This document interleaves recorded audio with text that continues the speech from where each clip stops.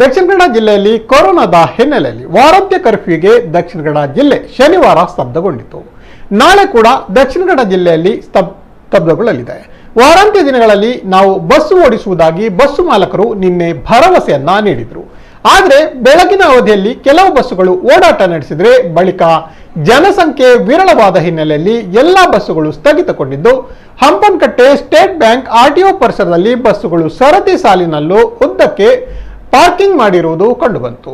ಏಕಾಏಕಿ ಬಸ್ಸುಗಳ ಕೊರತೆ ಕಂಡಿದ್ದರಿಂದ ಬೆಳಿಗ್ಗೆ ಕಚೇರಿ ಕೆಲಸಕ್ಕೆ ಬಂದವರು ಮರಳಿ ಹೋಗಲಾಗದೆ ಪಡಬಾರದ ಪಾಡು ಪಡಬೇಕಾಯಿತು.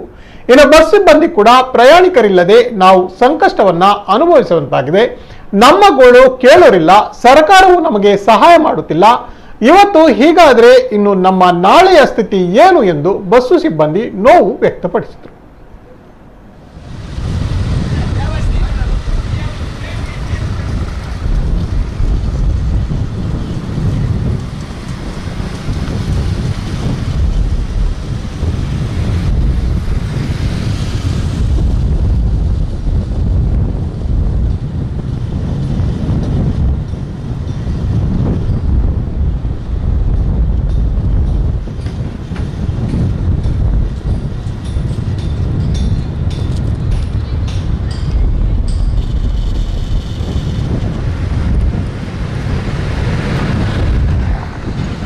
ನೋಡಿ, ಬೆಳಿಗ್ಗೆ ಬಂದಿದೆ. ನಮ್ಮ ದನಿಯವರೆಲ್ಲ ನಮ್ಮನ್ನು ಕಳಿಸಿದ್ದಾರೆ. ಪಾಪ ಬೆಳಿಗ್ಗೆ ಬಂದಿದ್ದೇವೆ. ಬೆಳಿಗ್ಗೆ ಬಂದವರು ಒಂದು ಟ್ರಿಪ್ ಬಂದವರು ಇಲ್ಲಿ ಬಂದು ನಿಲ್ಲಿಸಿ ಬರುವಾಗ ಕಿನ್ನಿಗೋಲಿಂದ ಇಲ್ಲಿಗೆ ಬರಬೇಕು 400 ರೂಪಾಯಿ ಆಯಿತು. ಅದರಲ್ಲಿ ನಾವು ಎಂತ ಮಾಡೋದು? ಗಾಡಿಗೆ ಡೀಸೆಲ್ ಹಾಕುವುದಾ ಅಲ್ಲ ಸಹಕಾರಿಗೆ ಕೊಡೋದಾ, ನಮ್ಮ ಸಂಬಳ ತೆಗೋದಾ? ನಾವು ನೋಡಿ ಬೆಳಿಗ್ಗೆಯಿಂದ ಇಲ್ಲಿ ಸಂಜೆವರೆಗೆ ಇರಬೇಕು. ಇವತ್ತು ಸಂಬಳ ತೆಗಲಿಕ್ಕೆ ಆಗಲ್ಲ. ಇವತ್ತಿನ ಪರಿಸ್ಥಿತಿ ಹೀಗೆ ಆದರೆ ನಾಳೆ ಮತ್ತೆ ಎಂತ ಮಾಡೋದು? ನಾವು ನಮ್ಮನ್ನು ಕೇಳುವ ಗತಿ ಇಲ್ಲ.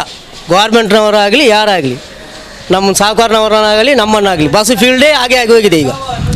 ಅಂತೂ ನಮಗೆ ಬೇರೆ ಕೆಲಸ ಮಾಡಲಿಕ್ಕೆ ಆಗಲ್ಲ. ಇದರಲ್ಲೇ ನಾವು ಜೀವನ ಮಾಡಬೇಕು. ಇಂಥ ಪರಿಸ್ಥಿತಿ ನಾವೆಂತ ಮಾಡೋದು? ಬಸ್ ರನ್ ಮಾಡುವಾಗ ಬಸ್ಸಿನಲ್ಲಿ ಏನು ಇನ್ಕಮ್ ಬರಲಿಲ್ಲ.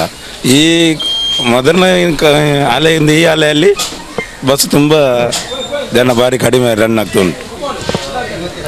ಇವತ್ತಿನ ಅನುಭವ ಪ್ರಕಾರ, ಇವತ್ತಿನ ಅನುಭವ ನೋಡಿದ ನಾಳೆ ಅನುಭವ ನೋಡುವಾಗ ನಾಳೆ ಇದಕ್ಕಿಂತ ಸ್ವಲ್ಪ ಕಡಿಮೆನೇ ಆಗುವ ಪರಿಸ್ಥಿತಿಯಲ್ಲಿ ಬಸ್ ಜನ ಕಡಿಮೆ ಆಗುವ ಲಕ್ಷಣ ಉಂಟು. ಇವತ್ತು ಅರ್ಧ ಗಂಟೆ ಸಹ ಒಂದು 10 ಜನ ಸಹ ಆಗೋದಿಲ್ಲ ಲೈನಲ್ಲಿ ಹೋಗುವಾಗ.